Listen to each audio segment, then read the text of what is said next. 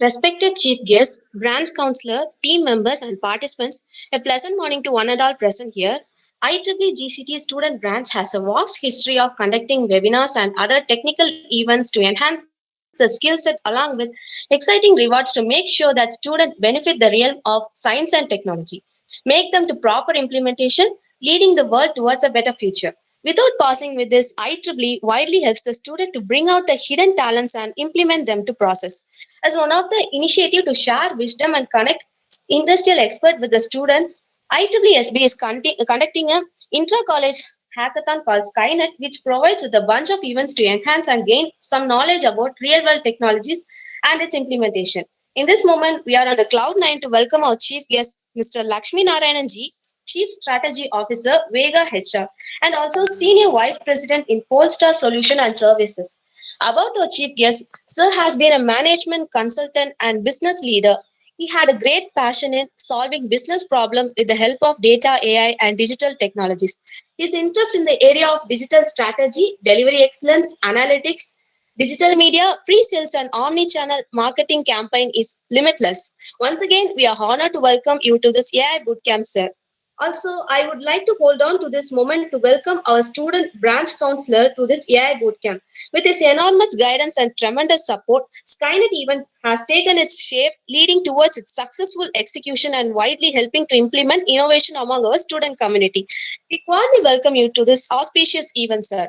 Also, I would like to extend my heartfelt welcome to our team members who are working hard to make this event a benevolent one. It's indeed a pleasure to welcome the participants of AI Bootcamp as a part of Skynet training session. It's my immense pleasure to greet everyone to the AI Bootcamp of solving age-old problem in a new ML way. The dais is yours, sir, please. Thank you, Binu. Thanks for the introduction. So, good morning, everyone. I hope I am audible and you're able to see me.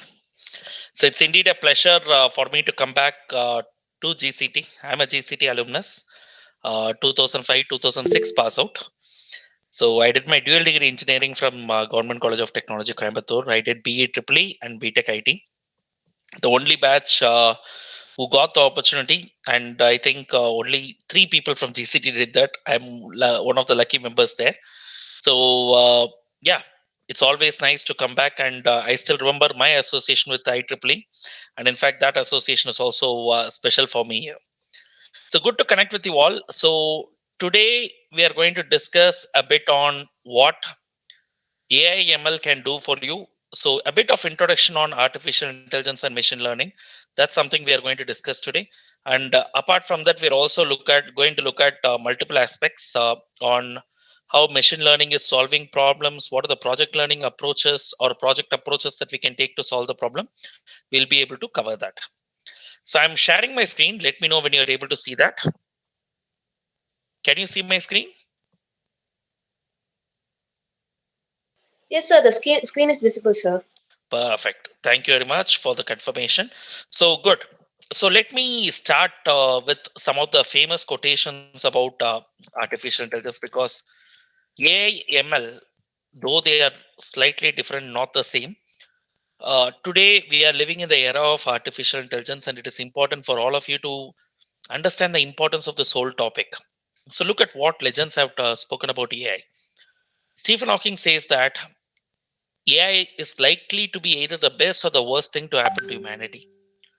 So he says that this is one of the best things that can happen to humanity, but we also need to be very careful.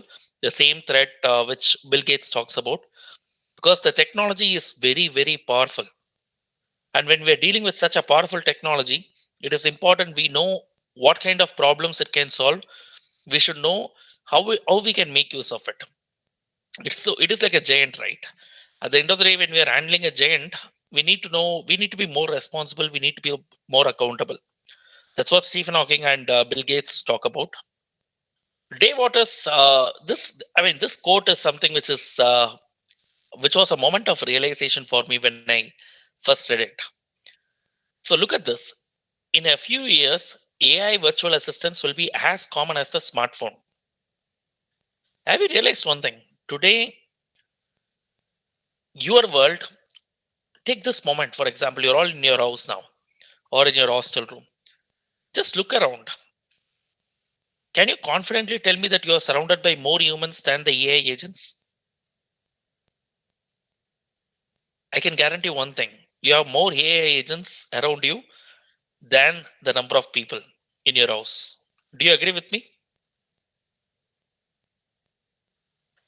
In fact, take your mobile phone and look at the apps. At least 60 to 70% of the apps that you are using are actually AI agents. Artificial intelligence, machine learning is running behind those apps to know more about you, to help you do more things with the help of those apps. So, AI is something which has become very, very common today. Just like you buy a phone, you don't look at a normal phone, right? You look at a smartphone. Today, smartphone has become a necessity. When I was in school between 90s, I mean, I'm a 90s kid, right? So 90s kid, for us, internet was not available at that point of time during the school days. I still remember I used to go to my friend's house to go for a dial-up connection. And when I was in GCT, I used to go to Sai Baba Colony for Reliance browsing centers. Venkatapuram, there used to be a browsing center right above the KR Bricks. So we used to visit there to check our mails, to create our first email account, Orkut at that point of time. So internet was something which was very, very rare for us. And look at where we are now. 2001 2, I mean, I just, whatever story I told you, it was from 2001 2. Now in 20 years, all of us are using internet. Internet is something which we cannot avoid or ignore. Correct? Today, internet has become essential, and you and me are able to sit in different cities and we are able to connect seamlessly. So 20 years back, I had somebody told me like all the classes will happen online. In fact, some people will get their degrees also online, what we call it as COVID batch today. Like MBA students in 2 years, if they have to complete the program, they do everything online, and they're getting the degree also online without going to the college at all. So such is the change that has happened. Had anyone told me this 20 years back, I would not have accepted. But look at the change that we are seeing today. The whole world has changed. Internet has changed everything. Same way, today, whatever we are talking about AI is also going to transform everything for us. That's where Andrew Ng's definition comes into picture. Do you know who is Andrew Ng? Can anyone make a guess? Anyone knows Andrew Ng?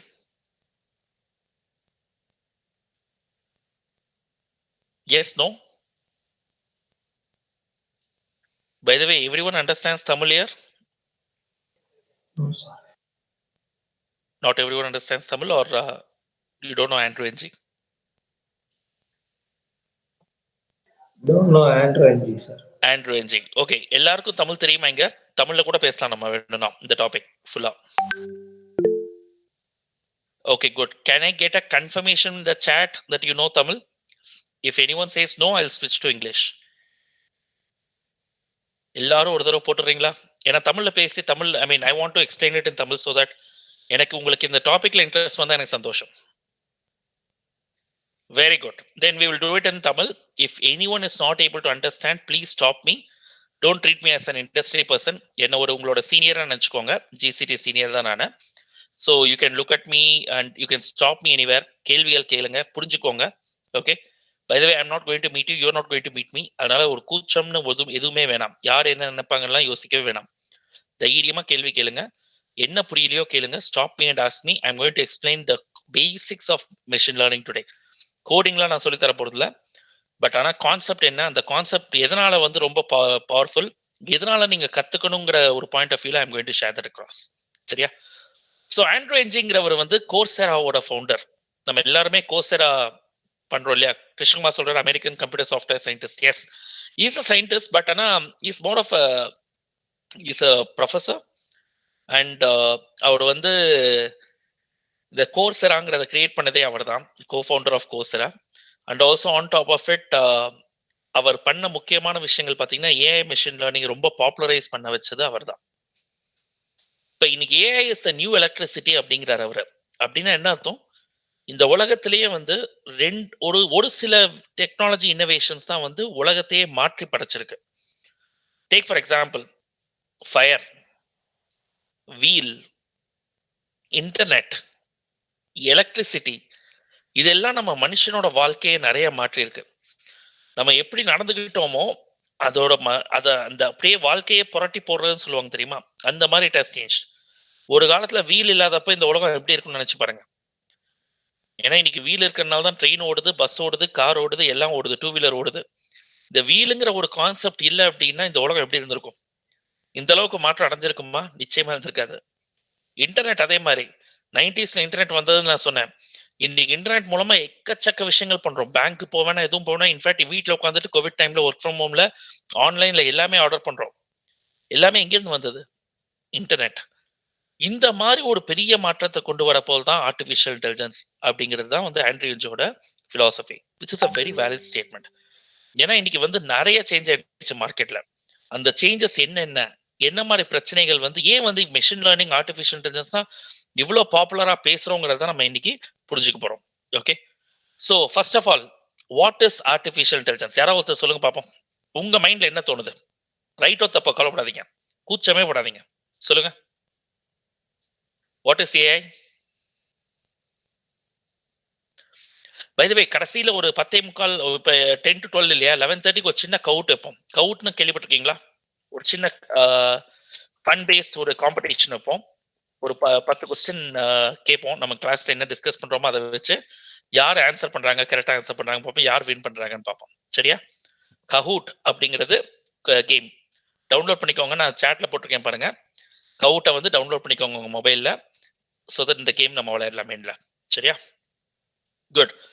So Prabhu சொல்றாரு machine mimicking like human. Very good Prabhu, beautiful. Yes. வேற ஏதாவது answers இருக்கா? So Krishnakumar சொல்றாரு mimicking human intelligence to machine, right? Machine thinks itself. Okay Saravanakumar, correct.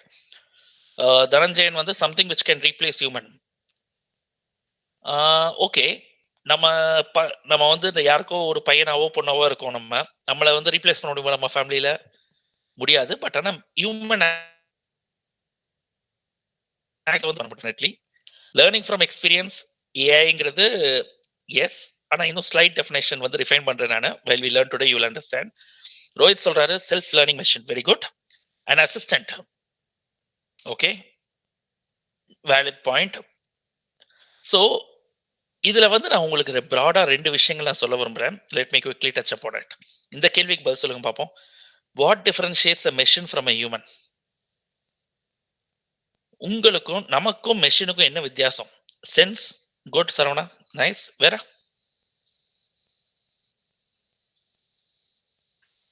Ability to think and feel. Very good. Feelings, yes. Emotions, yes. Life, ஆம், very valid point.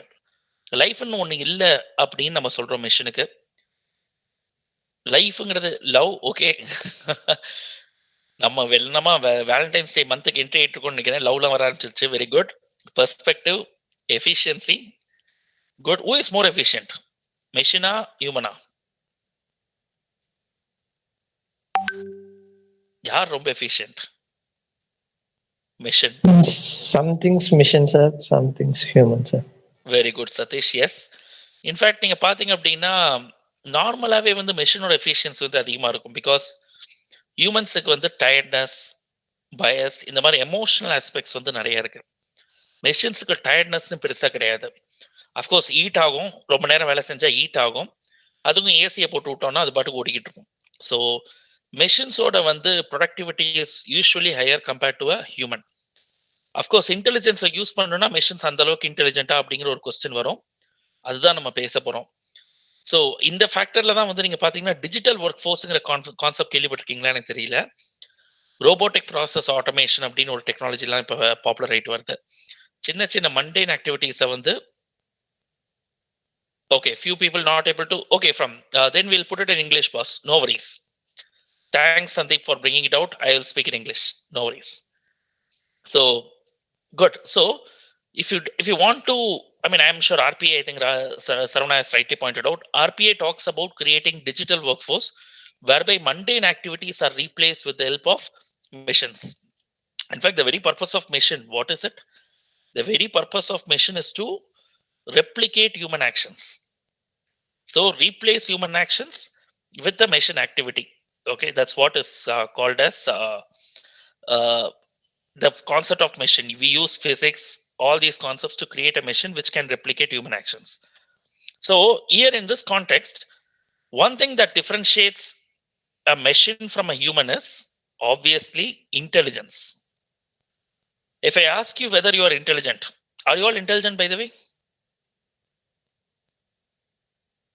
How many of you are intelligent here? I'm sure all of you will say yes, right? You're all intelligent, isn't it? Now, how do you define intelligence? Intelligence is, if you look at the definition in book, we will always say that intelligence is the ability to acquire or apply knowledge and skills. So intelligence is solving problems. Very good, Kishore, correct? So in a way, trying to find out why things are happening. Binu says think and do, correct? Decision making ability, correct, Krishnamar. So these are all some of the factors that we use to define intelligence. So intelligence in simple terms, if you look at the definition, it is more about acquiring and applying knowledge and skills. So power of reasoning, why something is happening. If you're able to understand that, you are intelligent. Why, if you're able to gather some insight, that is intelligence. So these are all different aspects of intelligence. The reason I'm consciously talking about intelligence is when we say artificial intelligence, you need to know why, what are the things that will come under artificial intelligence. That's the reason I'm going from the basics. So if I want to define intelligence, I can broadly define it under 5 terms: reasoning, learning, perception, problem solving, and linguistic intelligence. These are all the 5 different techniques that are available. So what is reasoning? These are all dimensions of intelligence. Today, I can tell you that if you have one of these qualities, you are intelligent. So reasoning means understanding why this has happened. If, let's say, for example, something has happened, you are able to decode why this might have happened. Is it because of this? Is it because of that? Like I'm sitting for a company placement, but I've not got placed. Why? If I'm able to understand that, I am intelligent because I'm able to reason it out.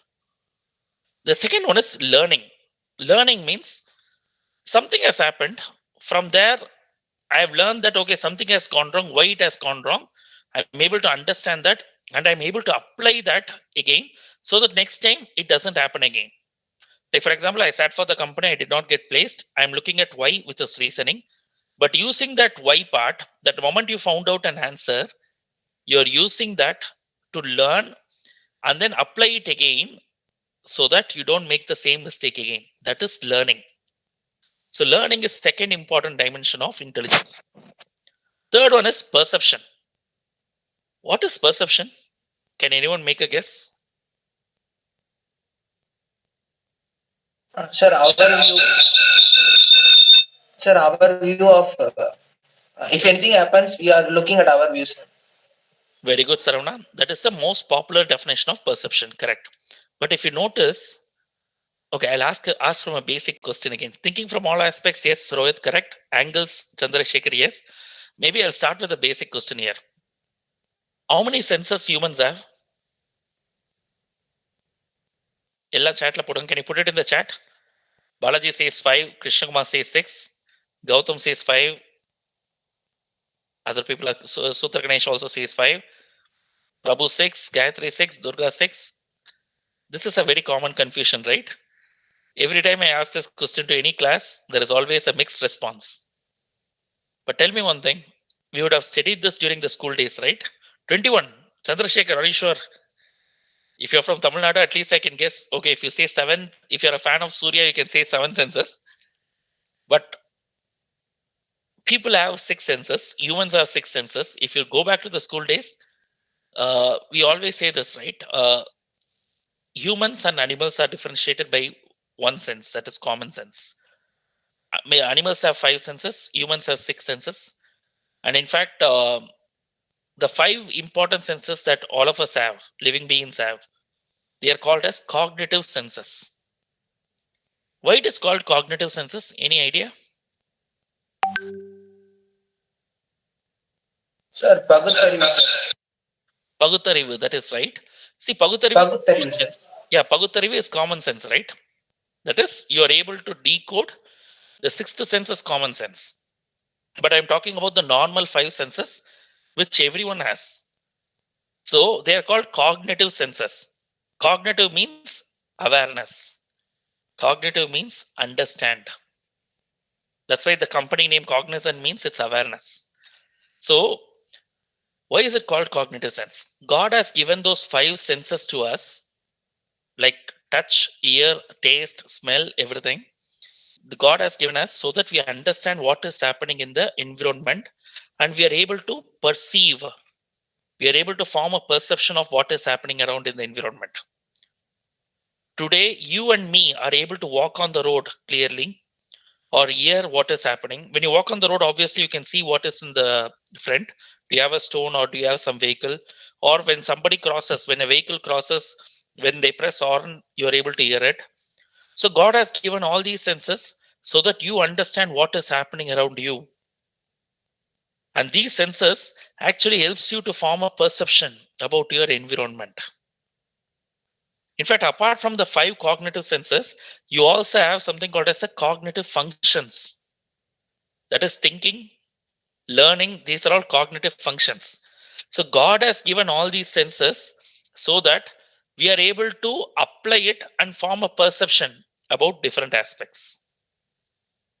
So perception means using the data around us, using the senses and gather the data around us, and from the data you're able to.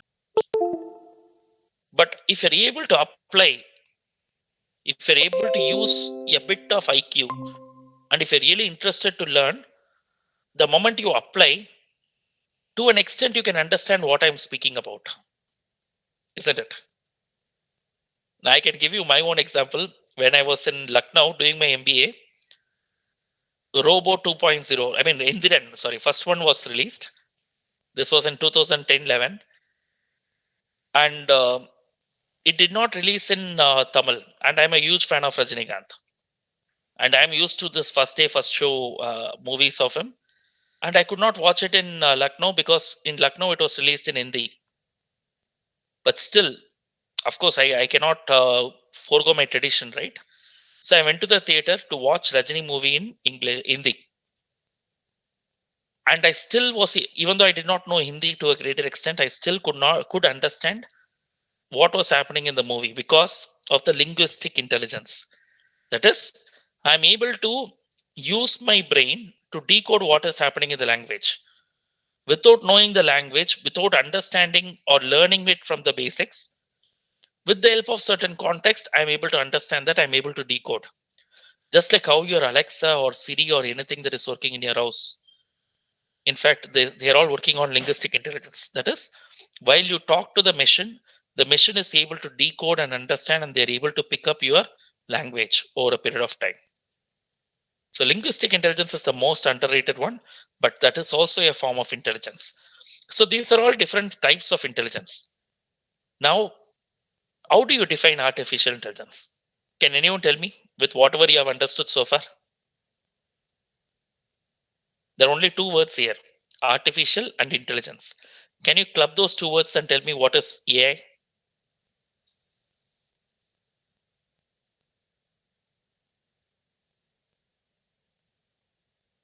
Any guesses? Yeah, Chandra, please go ahead. So I'm not sure if I'm correct, sir, but No with worries. all the inputs you have given, sir, so anything that can observe the real environment, understand about what's happening there, and then solving a certain problem or create a solution for any problem against, sir, artificially without the involvement of humans. It's called artificial intelligence. Very good, Chandrasekhar. You're able to connect the dots really well. Nice. Thank you for saying that. I'll your definition is almost right. I'll just slightly make some changes, but let's quickly look at what our friends are saying. Kishore is saying understanding and responding to situations. Okay. Humans create humans with machines. Okay. Giving intelligence to artificial beings. Yes. Intelligence characters are given to artificial machine. Yes. Implementation of human intelligence in machines artificially. Very good, Binu. So that's where I would start. Maybe what Gokul Raj and Binu are talking about. There are two words here: artificial and intelligence. Till now, we understood the 5 different dimensions of intelligence. That is, in the previous slide, if you notice, I spoke about reasoning, learning, perception, problem solving, and linguistic intelligence. If I can pick up any one of these dimensions, it need not be all dimensions. That's why Chandrasekhar was talking about using perception for everything. Need not be. Pick up any one: reasoning, learning, perception, problem solving, linguistic, anyone, and give it to a machine which does not have it naturally. So you have to artificially put it across into a machine and make the machine intelligent. So if you're able to give a machine any one of these intelligence dimensions, the forms of intelligence, if you're able to give one of them to the machine, you call that machine as artificial intelligence. Does that make sense? It need not be everything. It just, all you have to do is provide one of them. Of course, you can provide all of them also. But even if you provide one of them, you can call it as AI. Now look at it. I'll give you some examples. You tell me some examples. We'll classify this under different intelligence dimensions. Okay, I'll start with one. Then you can give me some options. Alexa, when I say, which dimensions of intelligence Alexa has? You all know Alexa is AI, right? Now tell me which one is which forms of intelligence Alexa has. Linguistic, very good, Balaji. Then anything else other than linguistic? Learning, very good, Rohit. Yes. Teasing, Sarona, which one you are saying? Alexa teases or reasoning? Yes. Okay. So linguistic intelligence is there, learning is there. Two important forms of intelligence you can find in Alexa. In fact, a bit of perception also, right? Perception from the point of view that whatever I speak, it is able to understand, which is a perception sense, right? Isn't it? So these are the examples. I'll give you one more app. Guess which types of intelligence they have. You all know Spotify. Have you heard of the Spotify app? Or I'll take an easy one. Google. Google search engine.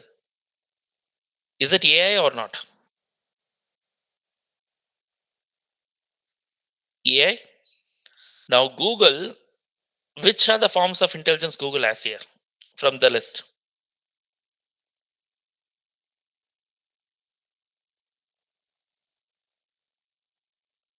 Learning, okay. Then problem solving, yes. All aspects, yes. If you include OK Google also, it will be all aspects. Why reasoning, by the way? Can you make a guess? Why do you think Google has reasoning?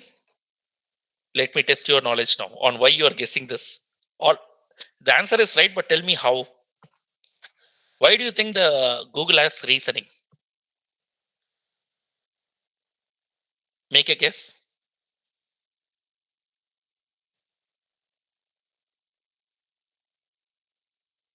It's okay, you can be wrong. Just unmute and speak.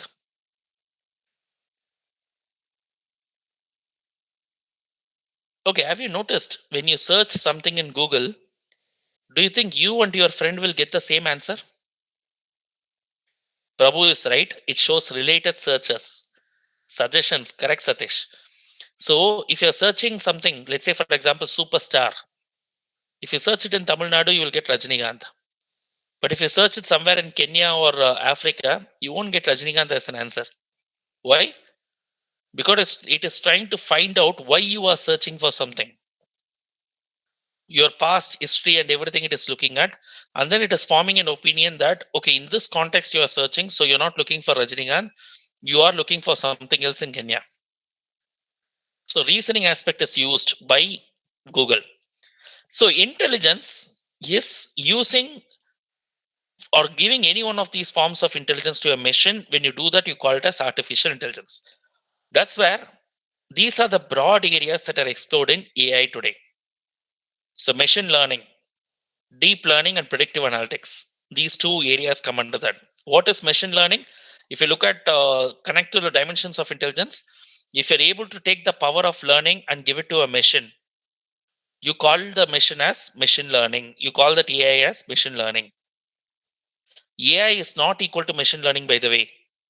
AI is a broader area of creating intelligent machines, of replicating human actions. So anything that the human does, will I be able to decode and give it to a machine? If I can do that, I am creating I'm creating a artificial intelligent machine. So AI is the concept of decoding everything what the human does and then encoding to a machine. Please remember that. Now, when we say that, under that we have multiple areas. Like for example, learning. A human can learn. Can I decode that and give it to a machine? If I do that, it's called machine learning. I'm making a machine learn by itself. And by the way, machines, you are giving intelligence to machines for a long time. Isn't it? You know that? Let's say, for example, whatever programming languages that you have been learning, C, C++, Java, what do you do with that? You create programs. What is a program? Program is nothing but you are building intelligence into a machine through program, through coding. So whatever softwares that exist today are a form of intelligence. Just that the intelligence was fed in by you in the form of a code using if-else logic, you were coding into a machine. But today, when I say machine learning, machine is gaining intelligence by itself by learning from the data on its own. That's why the big difference comes into picture. So machine learning is one important form of AI. Under machine learning, we have deep learning and predictive analytics. NLP, that's where the linguistic intelligence comes into picture. Natural language processing. So it is, in simple terms, it's called as a text analytics. You are decoding the text. You are understanding what the text is conveying you. Let's say, for example, when I speak to Alexa today, Alexa, first what it does is it tries to convert the speech to text, and then the text is analyzed and it tries to understand what I conveyed through speech. Then it finds the answer and gives the answer back, and then the text to speech is converted, and then the answer is given by Alexa. And everything happens in split seconds. That's what is the beauty of AI here. So natural language processing is text analytics, where you are trying to assimilate, understand what knowledge is there in the text that you have received. Speech is the third popular form of AI. Fourth one is expert system. That's what I was telling you now. This is the oldest form of AI. Have you heard of autopilot in aeroplanes? You would have seen Hollywood movies, right? When the president of America is traveling in the flight, the missile is attacking. Now, who is the best person to maneuver the flight? Is it autopilot or is it humans? Who is the best person to control the flight at that stage? Human. Most of you are saying human, but Chandrasekhar says autopilot. But think about one thing. If I put a gun on your head, will you be able to think in the straight way? Or will you make mistakes? If I put gun on your head,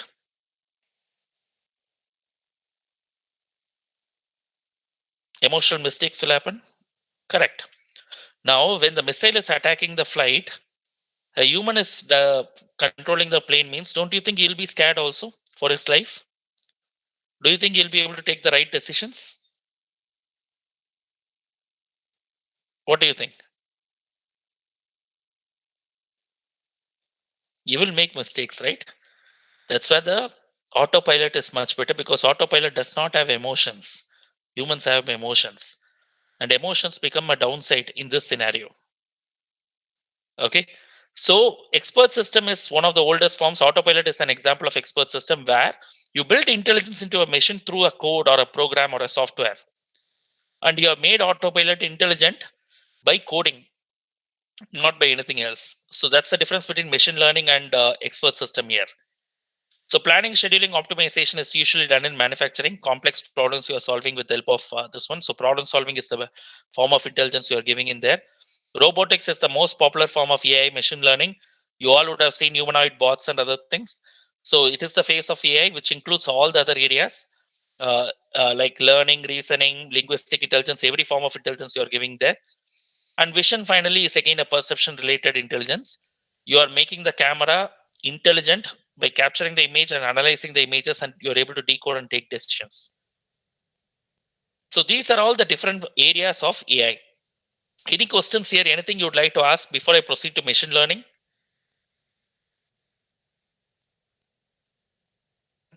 Any questions here? Are you with me so far? Are you able to understand? I'm trying to simplify as much as possible. Do you have any questions here? No? Perfect. Now, AI is everywhere. Okay, good. Sudra Ganesh has a question. Difference between open CV and AI. Nothing, boss. AI is the broad area. Machine learning, computer vision, all these are subsets of artificial intelligence. OpenCV is a library that is available for you in the machine learning world, in the Python world, to implement computer vision. Okay, so computer vision is solving one problem under artificial intelligence. Now that computer vision is solving this particular problem, that is how to see something, how to decode what is there, and then solve that problem with the help of machine. And by writing code in Python, you're using this library to solve that problem. So OpenCV is more from the implementation point of view. AI is more from the concept point of view. Make sense? Good. Rohit has a question, sir. Did Autopilot just develop that much to recognize a missile and its changed path? Yeah, Rohit, if you look at it, okay, a simple question to all of you. How old is artificial intelligence? Any guesses?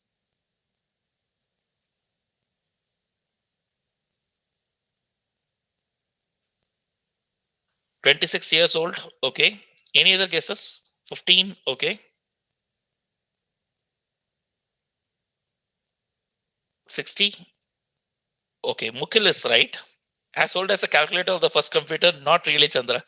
Mukul is almost right. In the year 1955-56, that's when artificial intelligence term was coined. And first time this concept was discussed. In fact, if you remember, the first experiment for artificial intelligence or how to create intelligent machines, the first experiment happened in late 1940s. Can you guess the name of the experiment? Anyone? Okay, a new Hollywood movie also came recently, The Imitation Game. Can you guess the name of the test now? The Imitation Game is the name of the movie based on this particular test. It's called Turing's test. Do you remember Alan Turing test? So Turing test is the first attempt by humans to create intelligent machines, and it came in late 1940s. So AI is not new. In fact, when I did engineering, I studied about fuzzy logic neural systems. Neural systems are nothing but deep learning. Just that we were all discussing. It was more about academic part of it. In fact, we are currently in the third era of artificial intelligence. The first era happened between 1956 to 1970, where people were trying to do some deductive reasoning algorithms. It did not work much. There were no significant applications. Again, from 1980s, mid of 1980s to 2000, second era of artificial intelligence happened. That's when people created autopilot kind of machines, whereby they were able to do a bit of prediction and they were able to understand and create some intelligent machines by coding if-else logic. The third era of artificial intelligence is currently happening from 2010, which is called as a golden era of artificial intelligence or the era of machine learning, because whatever the researchers were doing in the laboratories for a long time, people were able to take it out and put some applications in a better way in the system. So today we have better applications in the market thanks to this whole concept of machine learning. So now to answer the question on autopilot, which I think Rohit asked. Yes. So Rohit, 1980s, see what is autopilot? Recognizing a missile and changing its path is nothing but all you are trying to say is, can I predict the path of the projectile of the missile? And missile follows up a certain projectile, right? There'll be a certain hyperbolic or some kind of an equation path that it will follow, correct? Now, from the missile trajectory, is there a way that you can predict the future path? You can do it very easily, correct? Now, the moment you detect that, all you have to do is deviate from that path. So this type of intelligence was very much built earlier. So it is also AI. Okay, good. So any other questions here? Step-by-step process to handle machine learning. Saravanak, I'll come to that. That's the last topic we are going to discuss today. Okay. Today, AI is everywhere. It is in our phone, car, shopping experience, romantic matchmaking, hospitals, banks, everywhere you are seeing AI. And AI has suddenly become popular in the last 10 years because of a lot of things. One, open source community. Like when I was in college days in GCT, we used to talk only about Linux as open source community. But today, there are so many open source softwares available, isn't it? Python, for example, Python R, whatever you're using for machine learning, building machine learning models, they're all free. No license, open source. You don't need to buy a license, expend a lot of money. There are so many developers out there who can help you out. All these things are happening, correct? Which was not the case earlier. Okay. So that's something is important for you. So more model diversity, more complex models. So thanks to this open source community, people continuously contribute. Different algorithms they create, different libraries they create. They regularly update those libraries. They give data sets. So everyone is contributing to the growth of this machine learning world. So now you need to understand what is machine learning. We'll come to that. Okay. So what makes machine learning different? Let's understand this in detail with a simple example. You all know how to throw a paper ball into a dustbin, right? We all would have tried this at least once in our life, isn't it? So whenever you want to throw something into the dustbin, we always want to play this game. Standing in some place, we will try to throw this across. Sometimes we'll also have a superstitious beliefs like, if this ball falls into the dustbin, okay, this thing will happen in my life. How many of you have tried that? Have you tried that before? We all do it, right? Now, let's do a small decoding, okay, how we do it. And from this example, we'll try to learn how we gather intelligence and how machine learning works in the same way. We'll understand that. This is more to help you to understand how problems are getting solved with machine learning. From that point of view, I'm giving this example. Okay, now let's take this example. There is a dustbin. I am having a paper ball. I am throwing the paper ball into the dustbin. Okay. You're going to keep this interactive. Tell me what you feel. Okay. I want you to answer so that we all learn together. Now I throw the paper ball into the dustbin. Now, when I throw the paper ball into the dustbin, now the ball falls beyond the dustbin. So what is your understanding when the ball falls beyond the dustbin?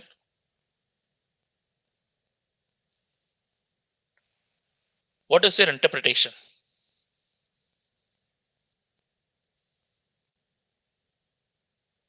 Throwing speed is more. Very good. Unlucky, yes, Gayatri, no doubt. But the real interpretation is maybe the force with which I was throwing the ball has been high, or angle in which I am throwing the ball may be more. I have to reduce the angle of projection or throw the ball at a lesser angle, or I have to reduce the force. If I'm considering two factors, force and angle. Now the ball has fallen beyond the dustbin. Now I've learned it like I have to adjust these two things, any one of them. Now again, I'm throwing the ball. Now when I throw the ball, now the ball falls before the dustbin. Now what is your learning? Again, we have to adjust the speed. We have to increase the speed now, or we have to increase the angle of projection. Now when you do this continuously, okay, one by one, when you are trying to do this continuously, don't you think in 3 or 4 times, you will know how exactly you have to throw the ball into the dustbin? Do you agree with me? We get some range, correct? Now tell me one thing. If I have to look at this problem, okay, 15 times I'm throwing, or 20 times, or 10 times, I'll take a simple example. 10 times I'm throwing the ball into the dustbin. In that 10 times, by the 10th time, I can see a pattern. with what force I can throw the ball, with what angle I have to throw the ball, so that the ball will fall into the dustbin. Will you be able to decode that? Yes or no? So you see a pattern and your mind is actually capturing the pattern. Your intelligence is actually capturing the pattern, isn't it? Now, tell me one thing. If I have to put this as an equation, I have to write a small program whereby I'm giving this as a, let's say, for example, as a competition to you. I'm asking you to write a program and understand, okay, force and angle I'm giving you. Now tell me whether the ball will fall into the dustbin or not. Will you be able to write a program based on this? Yes or no? Possible or not possible? You can write it, right? Now what you are doing is, whatever you have understood, you are trying to do that with the help of a simple equation. A normal way of solving the problem is, you will get an equation like as Saravana mentioned. If it is a parabola, then I will take the parabola equation and I know what to substitute in that equation, that I will pass it as parameters. Like if you use programming language, you'll be creating a function or a method depending on the language that you're writing. You'll pass something as inputs, and those inputs will be substituted in the equation. And based on the output that you're getting, you will come to a conclusion whether the ball will fall into the dustbin or not. Are you with me so far? Yes or no? Now I will share one quick document. Let's discuss this in slightly Excel format so that we understand the broader aspect. Now, business problem. The problem that you're trying to solve is, can you see my Excel sheet now? Yes? Okay. Now, what is the best way to throw the ball into the dustbin? Okay, let me try to answer that question. This is what I'm trying to answer in this question. There are different variables I can consider, isn't it? If you look at it, there are different factors that can actually influence the way the ball is going into the dustbin. The force or speed, which we discussed, which is a variable. Distance between me and the dustbin is also playing a factor, just that it is constant here because I'm sitting in one place and the dustbin is also in the same place. So I'm treating that as a constant. The air wind, that is, if you're sitting in a room, it is considered as a constant. But if you're in the open place, like you are doing it in terrace, means even the wind pressure or the speed at which the wind is flowing, that also will be a variable, correct? I am looking at that. Now, angle of throw, this is what again we consider as a variable, force and the angle. Weight of the ball, I'm keeping it as a constant because I'm not changing the ball every time. Size of the opening of the dustbin, that also can play a role. If it is small, it's going to be tough. If it is big, very big, it is easy. So that will be a play as a constant. Height of the person, so my height when I'm throwing it, and my vision also plays a role, right? If I have poor vision, what is the problem? I mean, I won't be able to throw it correctly every time. So it's a constant. So I have treated most of them as constant because I am the only one throwing it. So it remains constant. But the force and the angle will be changing every time. I keep them as variables.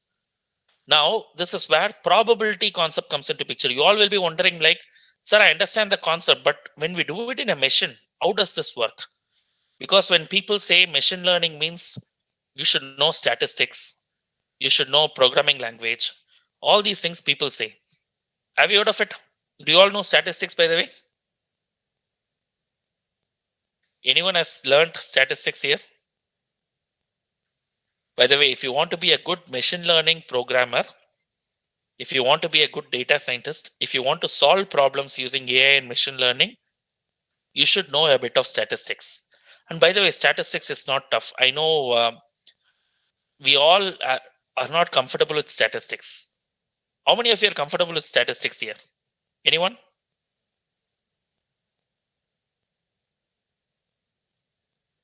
Are you comfortable with statistics? Yes, no?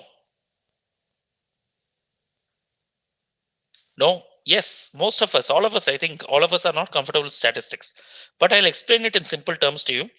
Without knowing statistics, it is really tough to be a good machine learning developer. That's the reason today data scientists, most of them are coming from statistics background. because the core philosophy is statistics. You are just using a programming language to implement statistical model. So what I'm going to teach you now in this Excel sheet is basic statistics and how it is being used to solve this problem of finding out whether the ball will fall into the dustbin or not. Okay. Now let's take this. I'm conducting 10 experiments. Remember, in probability, we always talk about experiments, right? Every time I throw the ball into the dustbin, I'm capturing the what is the force and what is the angle.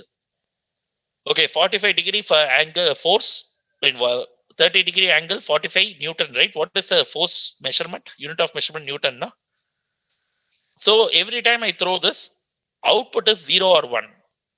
Whether the ball will fall into the dustbin or not. If it falls, it's 1. If it doesn't fall, it's 0.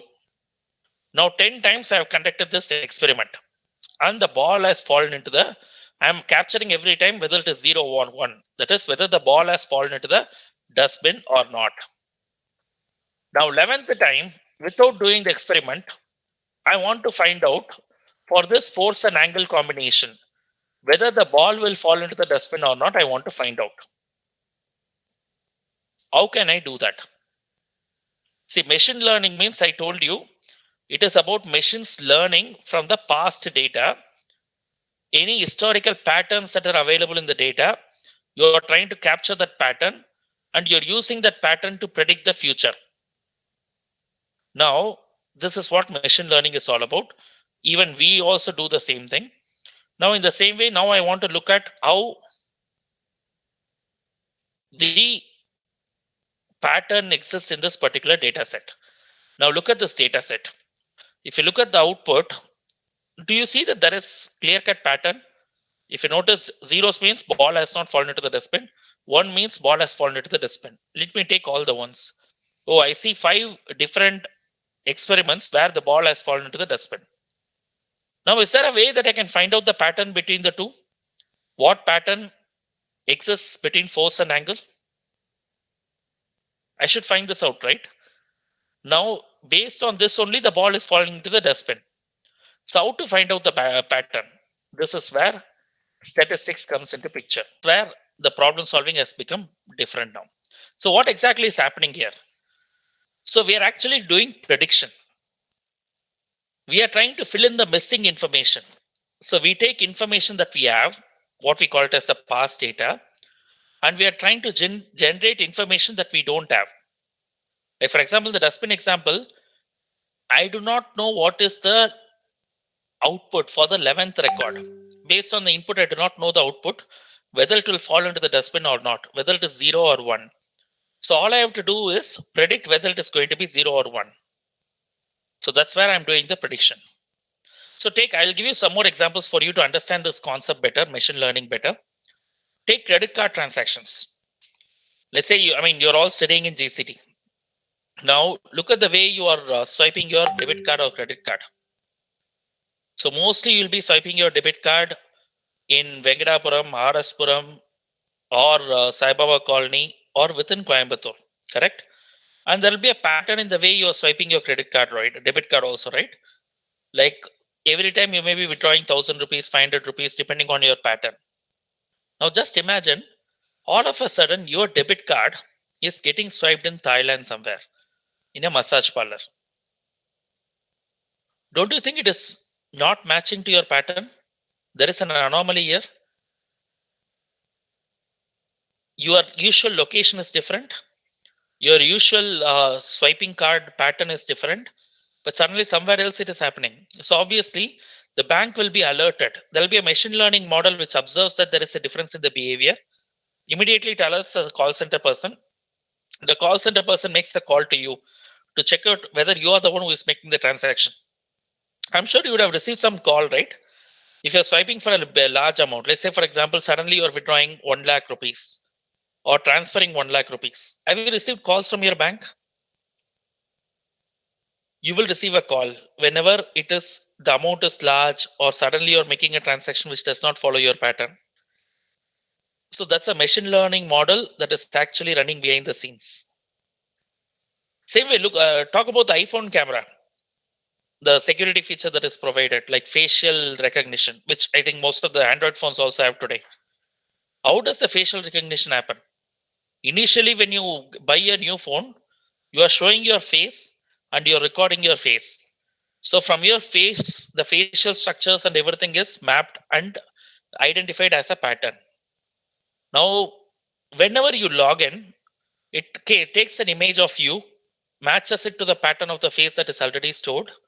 If it is matching, the mobile unlocks. If it is not matching, then automatically the phone is locked. This again is a feature of machine learning.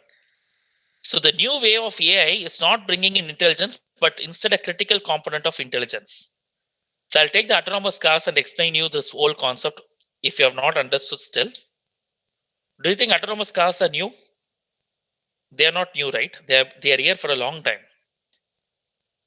Now, autonomous cars are used in warehouses to transport goods, move goods from one shelf to the other. Amazon warehouses have been using it for a long time.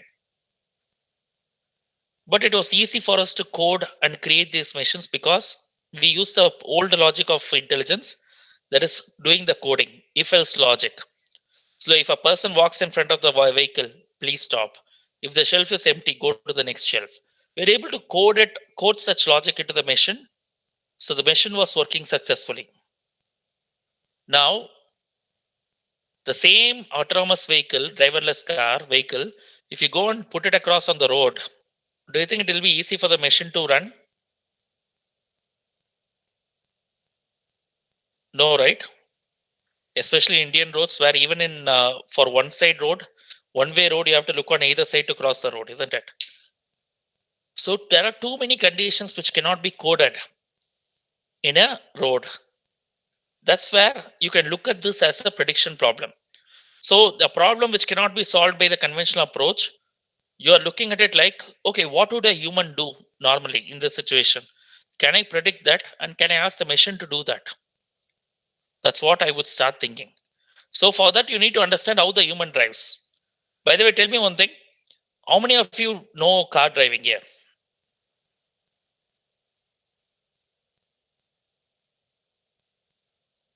You all know car driving?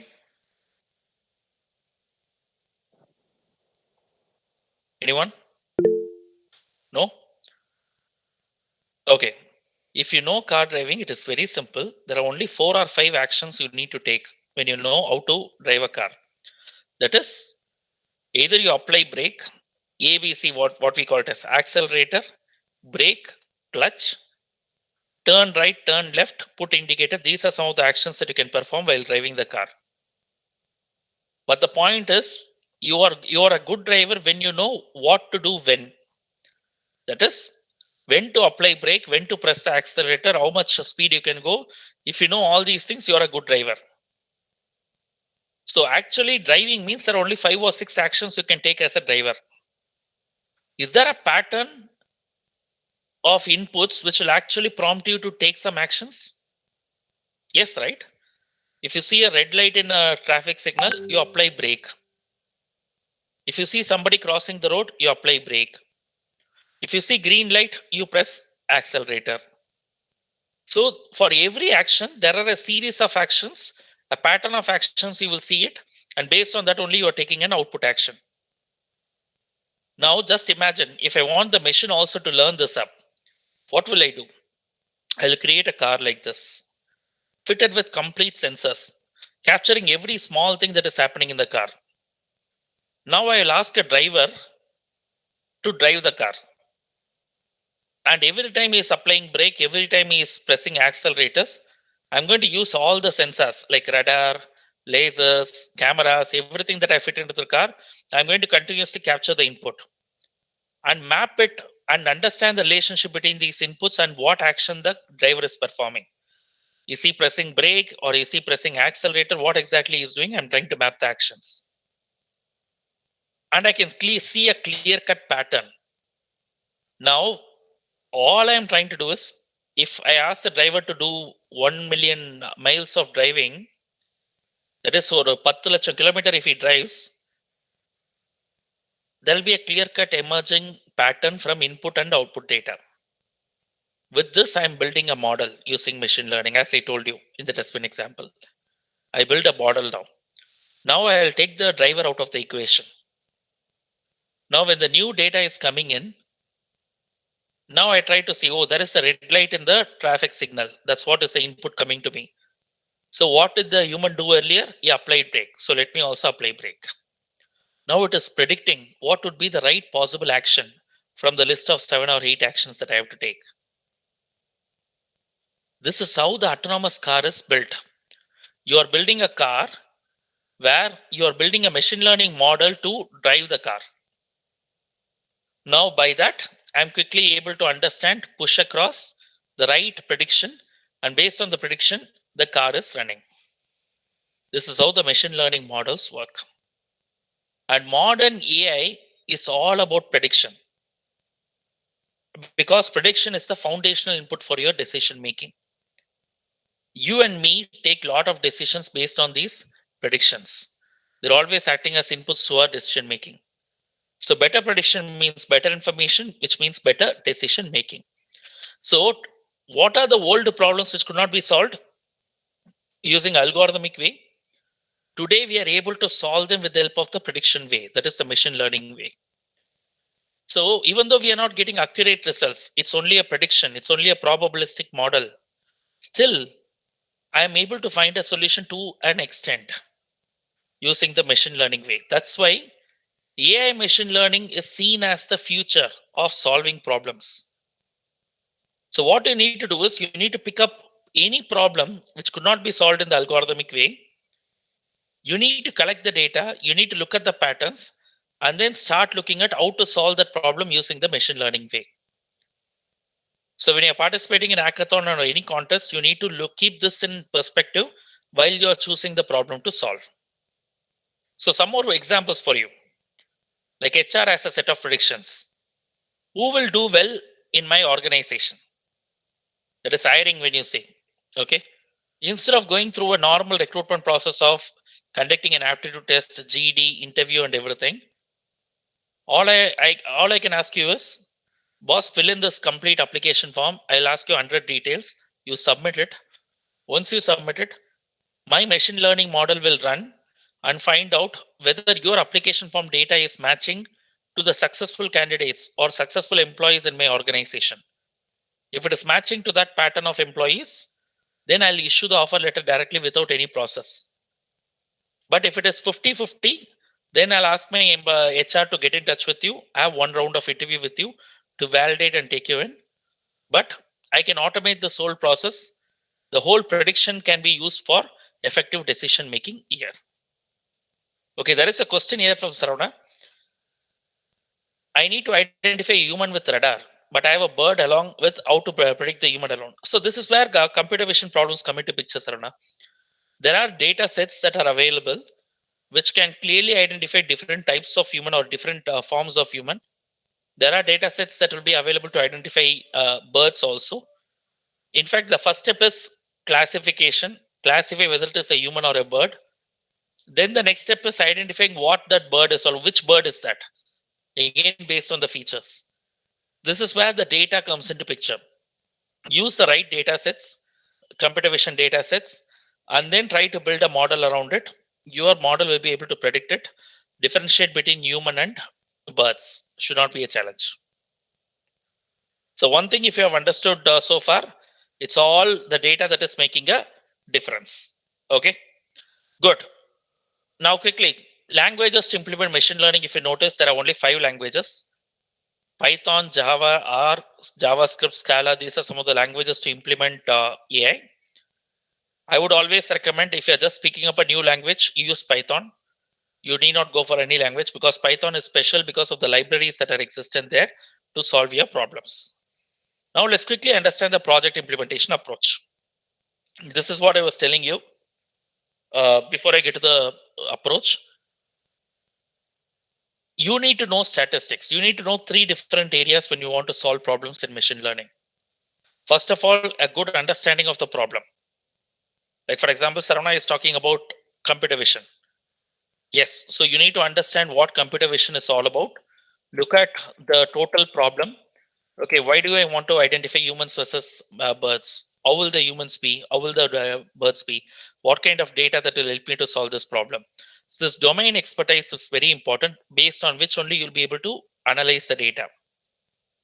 And then you start applying the statistical algorithms to build a mathematical equation that will be called as a model.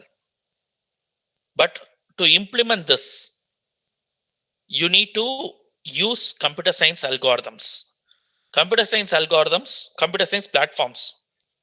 Computer science platform means I'm talking about Python kind of languages, which will actually help you to write programs which can solve the problems for you.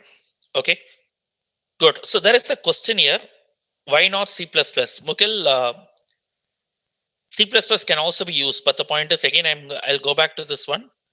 Go to Python, because C++, you don't have too many libraries that are developed, because it's also a very old language, right? Python is something where the libraries have been built by open source communities to a greater extent. You need not reinvent the wheel. So any problem that you have, already somebody would have had that. They would have created a library for you, which is reusable for you.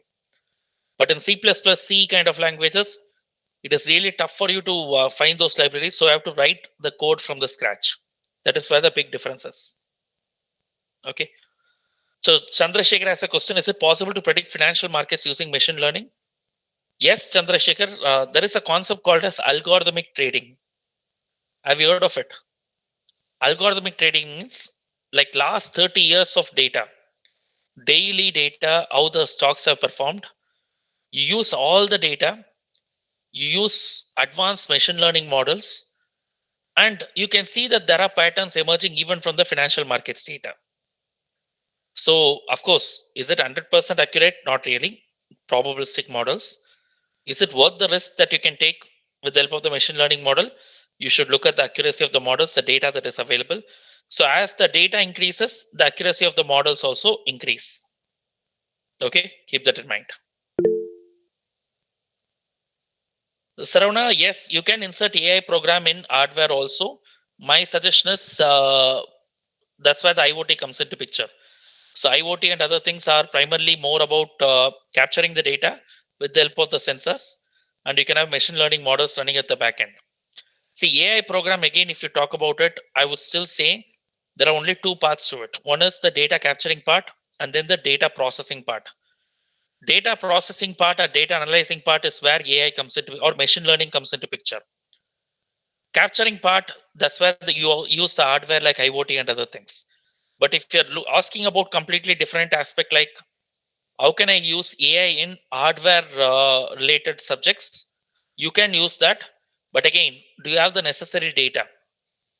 If you have data, it doesn't matter which area, domain, or language it is, you'll always be able to use that data for effective analysis and other aspects. Okay. Yeah, Chandrasekhar, please ask me. So, while speaking about machine learning, sir, you told we are using statistical models, sir. It relies on data from past experiments, sir. But in case of financial markets, suddenly if Elon Musk tweets about cryptocurrency, then its value increases. Or when suddenly the government speaks of creating a crypto bill to monetize it, the value decreases. And then similar to that in share market, because of the news that Cafe Coffee Day's new CEO has performed well, its stocks value increase. So how do we cannot? Isn't there a problem here, sir, that we cannot rely on statistical models here, and we need actual facts of what is going there? Because of opinion or or a statement from a person can influence it, right, sir? Very good, Chandrasekhar. Very valid point. Again, I'll go back to the fundamentals here. So what I told you was, if you have the data, definitely using the data, you'll be able to analyze the facts better.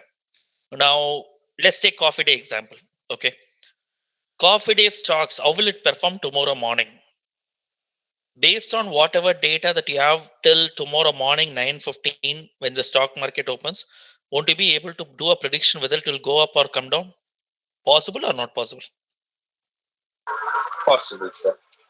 The reason is You are using the past historical data of Cafe Coffee Day, how it has performed, plus you're also looking at what has happened today, tomorrow morning, what is happening, throughout the day, what is happening. You're capturing all the data and you're feeding those data points as inputs to the model.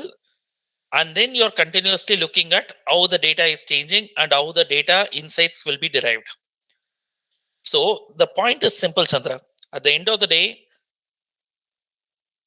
if you're able to convert a business problem, here the business problem is you're looking at predicting the stock price of Cafe Coffee Day.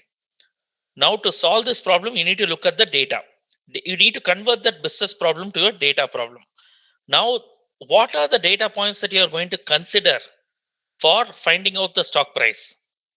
If you're able to look at all the data points and identify the past historical data for those data points and how it has impacted your stock price earlier, if you're able to identify everything and do it in the form of a model, that means your model will be slightly successful.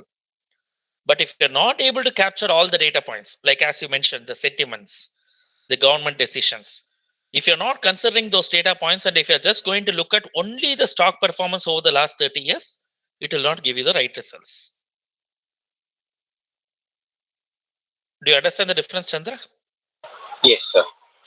See, the most of the times the problem in today's solutions that are available in the corporate world is, this is where I always recommend, like, an engineer should not just do coding. An engineer should look at solving problems. Both are different, actually. When you're trying to solve a problem, you're trying to look at how to look at different aspects of the problem, different dimensions of the problem, and look at what kind of data would help you to solve the problem. But if you just look at coding, you're just going to see that, okay, I have this data set. From this data set, how can I create a model out of it? So today, people who are aspiring to become data scientists, they just download Kaggle data sets or any public data set that is available, and they just try to use that data set to solve a problem. That is, it is more like reading comprehension, right? You have a reading passage given. From there, the questions are asked. So your focus is more on the questions that are asked, and you're reading the passage based on that. But just imagine if you just read the whole book and understand the full context and then answer the questions, don't you think your answers will be more accurate than just reading 3-4 paragraphs and then answering the question? That's exactly where the data scientists are lacking today. Today, data scientists or engineers who are trying to solve the problems with the help of machine learning and data, they are not looking at the bigger problem of solving the business problem, the bigger challenge. They're just looking at creating a model from the data set that is available, applying a specific model using Python libraries. That's how the vision is. That's not the right way to think. We need to slightly broaden our scope, look at the bigger problem, convert the business problem to a data problem, taking all the data points, and then what statistical algorithm to be applied, and which language I can use, which libraries to use. Then the coding becomes relatively easier the moment you understand the bigger aspects of problem, the full 360-degree view of the problem. Does that make sense, Chandrasekhar, what I'm trying to say? Yes, sir. Perfect. Good, boss. So there is one more question. Does ML consume more computational power than traditional programming? Yes, boss. Traditional programming does not need complex hardware or complex data also. Take calculator, for example. Calculator is the simplest example for traditional programming. Plus button, minus button, every button is coded, correct? So plus button is coded, like any numbers that you pass with the plus button, there is a function that has been written at the back end, like, okay, well, these are the numbers that are being passed. So when people press button, just add and give the result. Minus means subtract and give the results. It is traditional programming where if else logic is clearly given. If the button press is plus, add. If the button press is minus, subtract. It is clearly written, so no confusion. Coding itself is very limited. It doesn't care about the data that is sent across. It does not need complex hardware resources, computational resources to handle it. But look at the machine learning one. Machine learning one relies on only data. So data to solve the problem. So unlike calculator, which does not care about the data, It only worries about the logic that has been built in. That's why every time the result is the same. But in machine learning, the result will not be the same every time, because every time the results are only improving. There is new intelligence that is being gained by the machine every time. The accuracy of the model keeps on improving with more and more data getting added. So obviously you cannot discard the past data. You have to handle huge volumes of the data to keep improvising the model. The moment you talk about handling too large volumes of data, you need to use cloud. So cloud for storing the data, cloud for processing the data, because to process the data, to apply algorithms on the data, you need complex power, computational power. So you need RAM and ROM, both storage as well as computational power, both to handle it.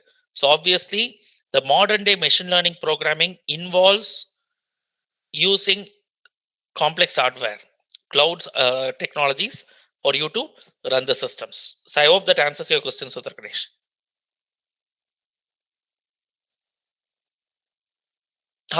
So edge computing, Prabhu, I'll come to your question right after answering the edge computing question. What is the difference between cloud computing and edge computing?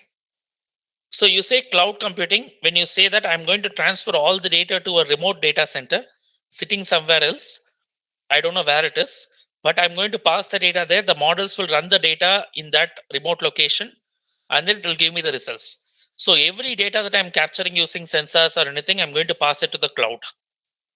So that is one way of looking at it, one way of solving the problem. Edge computing is, boss, why do you want to send all the data that you're capturing in sensors? You process one level in your own systems. Let's say, for example, let's take GCT. The GCT lathe or in the workshop, the machines that are running, you are fitting in sensors there. In cloud computing means any data captured from the machines through sensors will be sent to the cloud. The models will be capturing, storing the data in cloud and then processing it there. If I say edge computing, all you need is maybe you just put a small server right next to Narmade ma'am room in the workshop, put it across, let all the data be gathered there. At first level of logic, aggregation or transformation that can need to happen, let it happen there. And let the processing happen in the local location so that you save some network bandwidth, you save some transfer cost, and everything runs in the local machine. So edge computing is an evolving space now, whereby considering the huge load on transferring, because usually if you look at huge factories and other things, they are in remote places. Like for example, take Vedanta factory, it will be in remote ill regions, and if copper mines and other things are there, obviously the machines, factory, everything is going to be in remote places where the network connectivity will not be great. Or take, let's say for example, a ship which is exploring oil in Pacific Ocean. They may not have internet connection. They may be using satellite phones or other things. So if that is the case, edge computing may work out well for the data that is collected from the ships and in remote places compared to a cloud computing. So computational power need not be much higher for these kind of missions, and you're creating it consciously for a specific reasons for a small purpose. And the way you are designing the missions also will be very much in understanding of what power that you might need, and based on that the calls are taken whether to go for cloud computing or edge computing. Makes sense, Sudha Ganesh? Is that right? Have you understood that?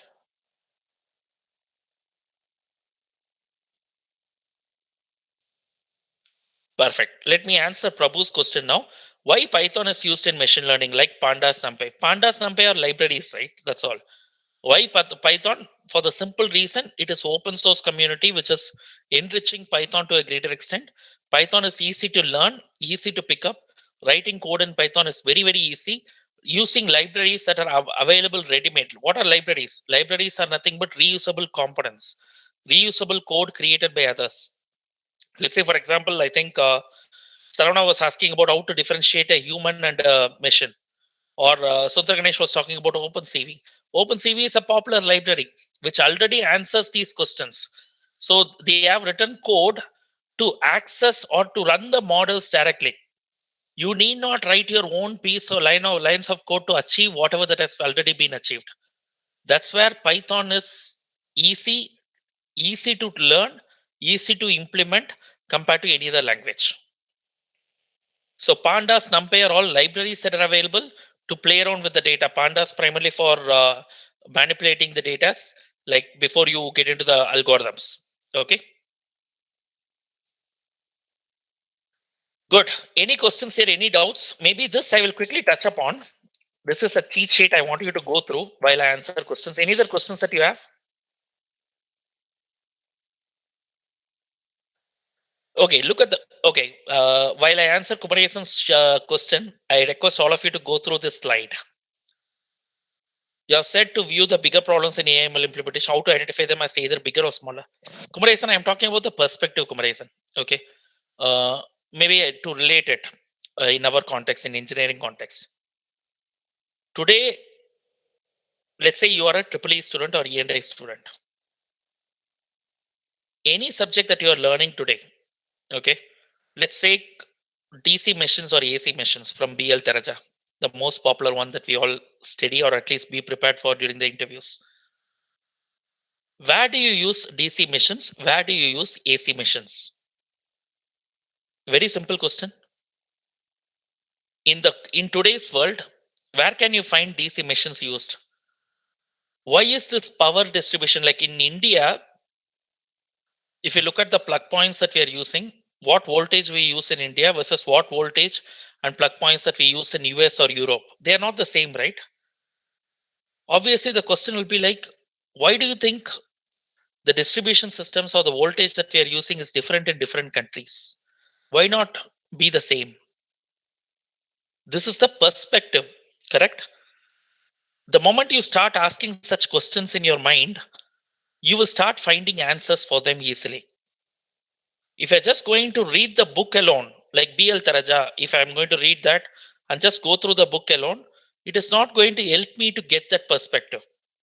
You will clear your exam very well, no doubt, because the questions are going to come from the textbook.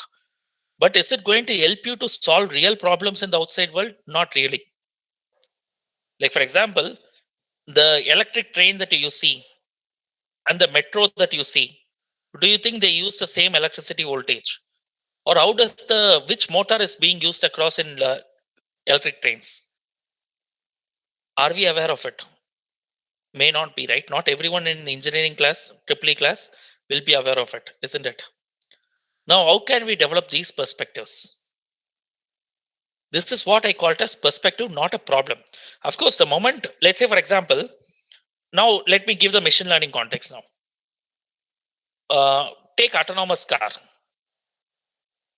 Or can you tell me one machine learning problem, anything that you are trying to solve? Anything in hackathon? Like, or I will take the financial trading example, which I think Chandrasekhar was asking, financial market. Trading is a problem. What is the business problem that you are trying to achieve? And then to solve that business problem, what is the... So look at this. This is where I will, maybe I'll connect this with the approach that we are going to take so that I can cover both easily. To solve any machine learning problem, the first step is you should convert the business problem to a data problem. So when I spoke about financial markets, how to predict the stock price, you should not directly ask for a data set. Any problem, be it small or big, you should start asking the question like, what is the problem that you are trying to solve? Okay, like simple. Today, when you go to the doctor, let's say, for example, you have fever. Do you directly go in for COVID test or do you go to the doctor? We all go to the doctor first, right, to check out. Ideally, that's the right thing. When we go to the doctor, do you think doctor gives you the medicine directly? What does he do? He asks you questions, isn't it? First, he will ask you like, okay, what are you feeling? What exactly is happening in your body? Fever, headache, vomiting sensation. You will ask all these questions. And then he'll ask you whether you traveled outside, was there change in water? Did you eat any outside food? Because there can be a lot of reasons for fever, right? It can be food poisoning. It can be normal cold during winter, or it can be COVID. Within COVID also Delta variant or Omicron, we do not know. So doctor will ask you so many questions before giving you the medicine. This is what I call it as converting the business problem to a data problem. So what he does is, you are going with a problem to him. He is not just looking at you. He is not giving a solution to the problem directly. He tries to understand more about the problem. He collects data about the problem by asking questions. He checks your pulse. He checks your temperature. He notes down the data, and then he gives you tablets for 3-4 days. Because in that limited time, he doesn't have a lot of things to ask you and find out. Ideally, he should recommend you the blood test. But if he gives a blood test in the very first meeting, in the very first appointment, you are going to say that this doctor is a cheat. For everything he is writing blood test. Correct? That is our perception. But actually speaking, do you think the doctor will be able to guess what you have in the very first 3 or 4 questions? Not possible, right? He has to find out more about your blood report and other things. Only then he'll be able to come to a conclusion. But just because people will crib, complain, and not look at him correctly, he will give you basic medicine for 3-4 days. And he will say that, boss, take these medicines. If you still have fever, come to me after 5 days. You take the medicines. If it is getting solved, very good. If not, you go back to the doctor again. When you go back to the doctor, he actually looks at, he will write a blood test report for you. Now he wants to look at more data points. What is your platelet count? What are the other challenges that you are facing? From the blood report, you will be able to find out more. Now again, based on the blood report, you will find out whether you have dengue or whether you have something else. And then he gives you medicine again based on that. So if you notice, gathering data about a problem is very, very important. What data is available? Today, I want you to start any problem that you want to solve. Start with the first question, like, what is the problem that I'm trying to solve? Okay, what kind of data I have to solve that problem? Then how much past data I have? That is something you need to look at. That's where the data collection comes into picture. What you see here on the screen. You collect all the necessary data to solve the problem. Then you clean the data and you prepare the data. So cleaning and preparing the data is, many a times you don't get right quality data. Some of the data will be missing. Some data will not be available fully truncated. Some data will be wrong. In mobile number field, you will find text. In the age field, you will find number of months instead of number of years. All these issues will be coming up. So you have to cleanse the data. You have to prepare the data. Only then you can start working on the model. That is how to apply statistical algorithm on the data set to prepare a model. Then from the past data, you split the data set into 70-30, training data set and testing data set, and then you build a model out of it, evaluate the model, deploy the model, and then keep checking whether the model is working fine. If the model is not working fine, you will keep refine tuning the problem again, and you follow the same process again to improve the accuracy of the model. Does that answer your question, Kumarajan?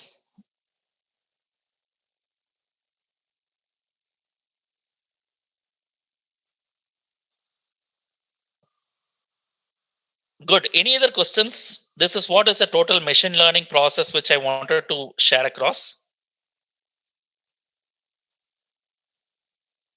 I would recommend you this book, Prediction Machines, The Simple Economics of AI. If you don't read books, you can always find this in YouTube video. Please check that out. You can learn there. And yeah, these are my coordinates. If you're interested, we can stay in touch through LinkedIn. You can find me in LinkedIn using this ID, linkedin.com/in/IAM consultant. Okay. Now, can we play Kahoot?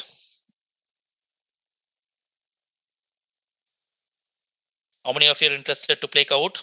Let's see who wins this.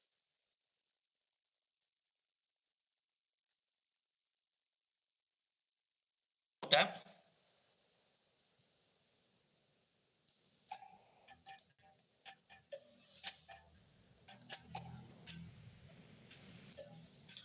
So you can log in using this game pin 6819692.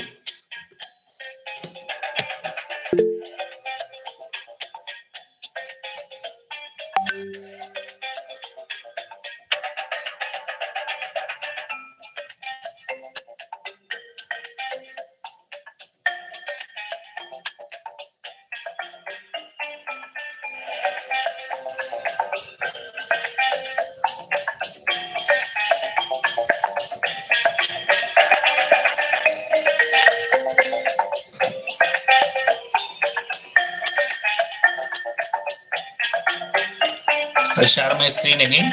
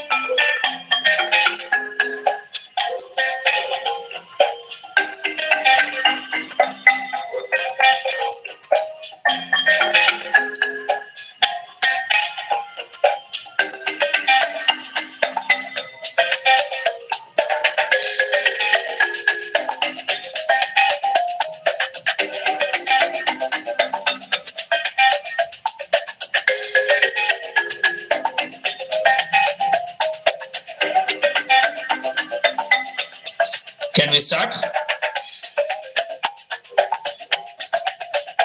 Yes, sir. Okay, good. You'll still be able to log in even after I start. So we have 10 questions. Let's see who answers this right from whatever we discussed, and some more extra questions also. All AI systems can understand language and its nuances. True or false?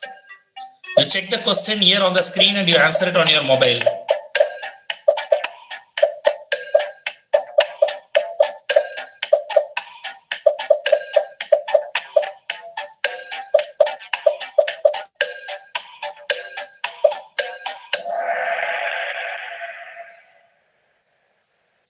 Oh, why? What is the confusion? See, I told you not all AI systems can understand your language, right? It is very simple.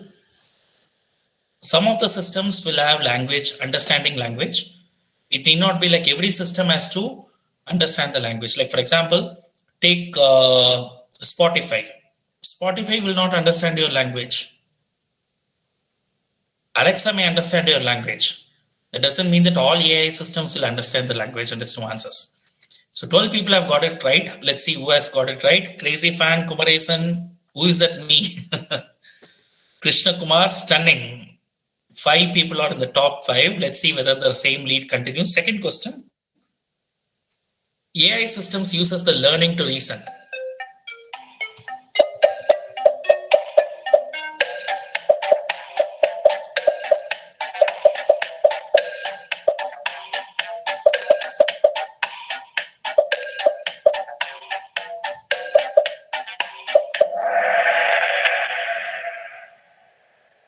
True, that's the right answer. Most of you have got that right. Brilliant.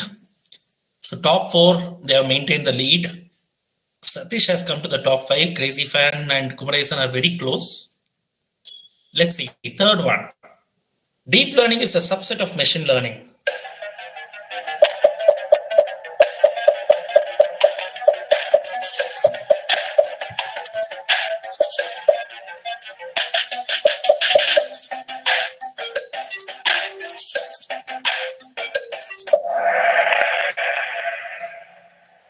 Wow, all of you have got this right. Brilliant. That's so nice to see. I would love to see the same for everything else. Ho ho, crazy fan, you missed it out. That was slightly slow, I guess. Kumaresan has caught up. He has come to the number 1 position. Krishna Kumar in number 2. Satish in 3rd position. 4th question. AI is a way of making a software thinking intelligently in the similar manner the intelligent humans think.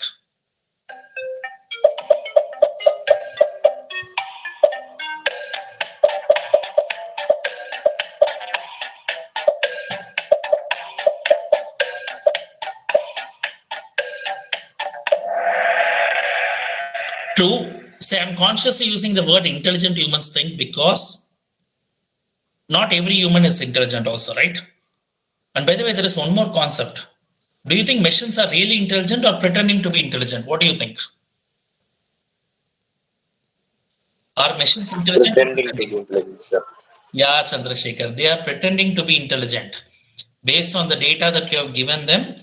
In that limited data, whatever the machines have understood, based on that, they are pretending to be intelligent. But actually speaking, even humans are also pretending to be intelligent. Isn't it? Yes, Just look at this. Today, whatever experience, exposure, and intelligence that you have got is purely based on the data that you have absorbed from the environment. That's the reason as you grow older, when you get exposed to more and more data about the world, around the world, when you gather that, your intelligence also improves. Your understanding of the topic improves. So your intelligence also evolves, and you also pretend to be intelligent at different stages, isn't it? We all are. So that's something keep in mind. Good. So who is at the top? Kumaresan missed it, I guess. So Prabhu is the highest climber. Krishna Kumar has come to the top. Very good, Krishna Kumar. Satish, crazy fan, is catching up. Let's see. Next one. Which one is odd one out here?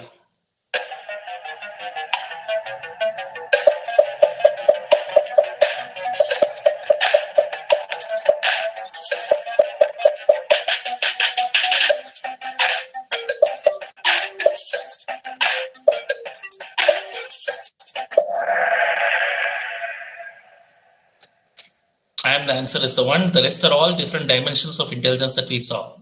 Good. Krishna Kumar missed it out, I guess. That was slightly slow. Crazy fan SK has caught up. That's nice. Gayatri has come to the second position. Good. Last 5 questions. Usually humans perceive by set of rules and data, whereas machines perceive by patterns.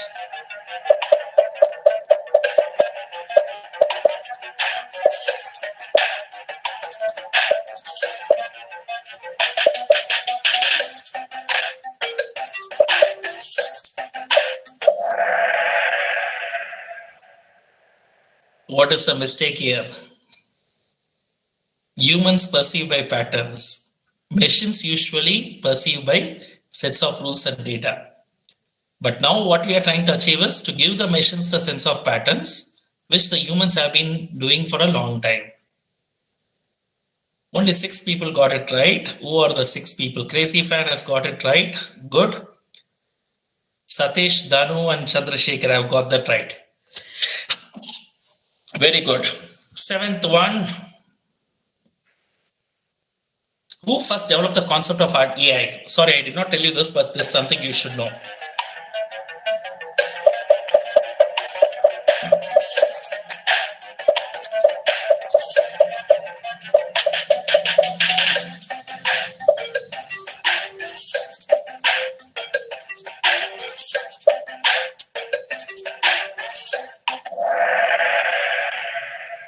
John McCarthy is the right answer. Awesome that most of you have got that right.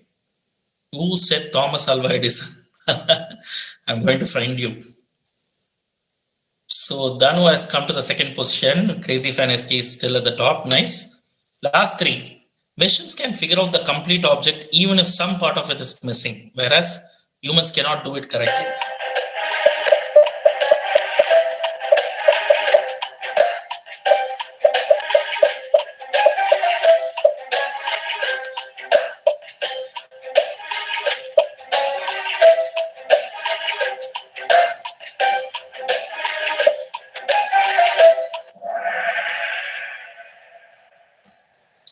False is the right answer because humans have this ability. Like, for example, I show you 5 fingers. It's easy for you to recognize that, okay, this 5 fingers belongs to human. But for a machine, it is really tough when you give a piece of object. Okay, good. Crazy fan has got this right too. Danu also. Danu has a streak with 8 correct answers in a row. Very good, Danu. Chandrasekhar, Gayatri, me are catching up. Last 2. Prediction is the process of filling in missing information.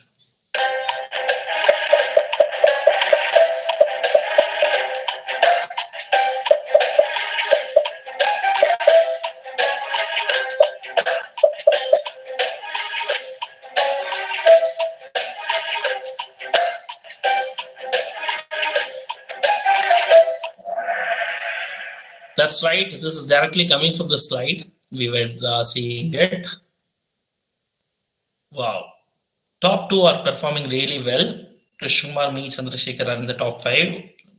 Good. Last one. Let's see who wins this. AI refers to a simulation of human intelligence in missions.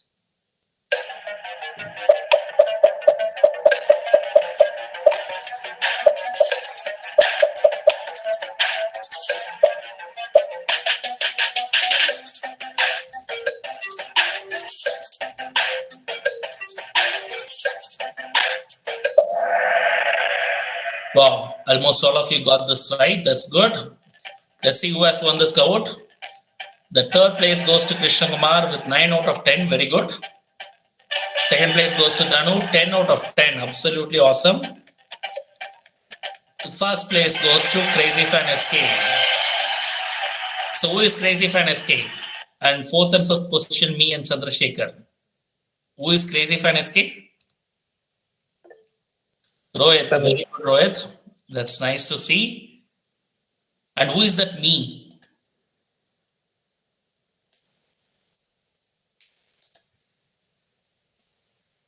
Okay. Nice. Any questions, anything you would like to ask before we wrap it up? Congratulations, guys. 10 out of 10. Very nice. That means you have been attentive throughout. Very good to see that. Can I go back with the confidence that you all have learned something new about AI machine learning today?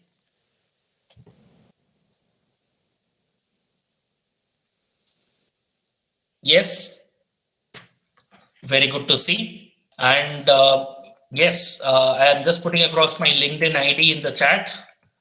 So if you don't have a LinkedIn ID as a mentor, I would say please create one and be active in LinkedIn. Let's stay in touch. If you have any doubts, any help, anytime you need, you can always feel free to connect with me through LinkedIn. Thank you very much for all your time. Thank you, Sundra Ganesh, for the opportunity, Vinisha for the introduction, and the whole IEEE team for organizing this session. So looking forward to more such interactions in the coming days. Stay safe, all of you, and all the best for the AI ML career that you are planning to have in the future. All the best. Thank you, Sarana Kumar, for the kind words. Thank you. Take care, everyone. Participants, if you are clarified with your doubts, you can feel free to give your valuable feedback so that we can improve ourselves about the session. Yes. Chandrasekhar, yes, you have a question. Please go ahead. So I have one small question, sir. They are using machine learning to solve a lot of problems, sir. So what if we are using it to solve the problems that humans are facing, like climate change and all, overpopulation? What if the AI decides that humans are the ultimate person, they should be extinct, they should become extinct? So like what happens in Avengers Age of Ultron movie, sir? Won't AI go into such negative parts? Okay, good question, Chandrasekhar. Usually this question comes up. Thanks for asking. So I'll put it this way. Yeah, machines can become dangerous, no doubt about it. But do you remember cloning? Dolly the sheep. Do you all remember that? 2005-06 that time? Yes, sir. Human cloning was very much possible at that point of time. But suddenly what happened? Why we are not talking about cloning anymore these days? Have you noticed that? So it's not safe for, it's not, it's the offensive, sir. Correct. It's not good for the human race. So somewhere somebody took a call and we are not having cloning now. When cloning was heading towards a point like where everybody can be cloned, every human can be cloned, correct? Today, luckily, we have not reached a stage in machine learning or AI. When AI reaches a state, again there will be a call, similar call that will be taken in the larger interest of the human race, not to extend the research in that direction. I trust human race and the intelligence of the human race. Of course, again, somebody like something like COVID, like the virus escaping from the labs, something may happen in the same way in the AI happen. There is a very high possibility. That's where we are talking about the concepts of AI, ethical AI, responsible AI as concepts, whereby right from the beginning, when we are creating artificial intelligence machine learning models, can we be more responsible in the way we create it? That's something we are consciously putting in effort to do that. So yeah, if I have to summarize everything, I'll put it this way, boss. Never treat it like AI versus humans over a period of time. When we are going to have that perspective, we will always be threatened by the growth of AI. Try to look at it from this perspective, AI and humans together for solving common problems, especially the societal problems, like the ones that you mentioned, the world poverty, climate change. Most of these problems can be solved easily with the help of data, with the help of AI and machine learning. Today, COVID, we are able to find a solution because